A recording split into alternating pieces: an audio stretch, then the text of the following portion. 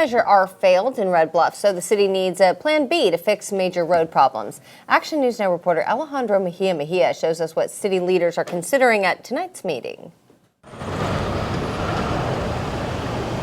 As thousands of vehicles drive on the streets like Main, Oak, and Washington every day in Red Bluff, the roads are starting to break down. Red Bluff City Manager Tom Westbrook says the city needs to look at options for how to pay for the needed improvements. I've lived in Red Bluff most of my life. The road conditions have been always bad here, right where we work. I mean, they just filled the potholes like 2 weeks ago, and they're already forming holes again. Take a look at some of the damage here on Walnut Street. Westbrook says the city has to save funding for several years to afford improvement projects for roads like Walnut. The proposed Measure R, a Red Bluff special use tax aimed to fund street improvements, fell short of its required 66.6% approval to pass in the November election. So city leaders now have to find alternative options to get the work done.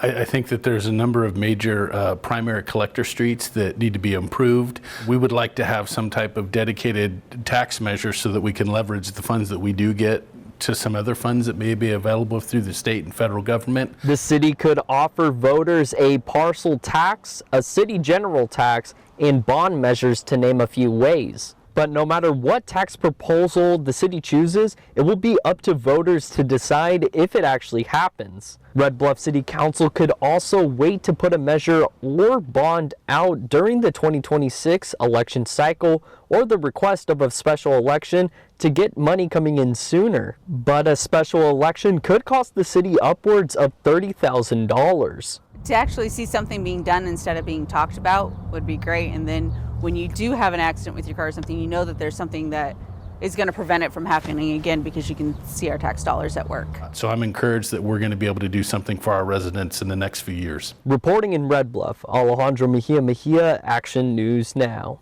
We'll keep you up to date on air and online about tonight's discussion results.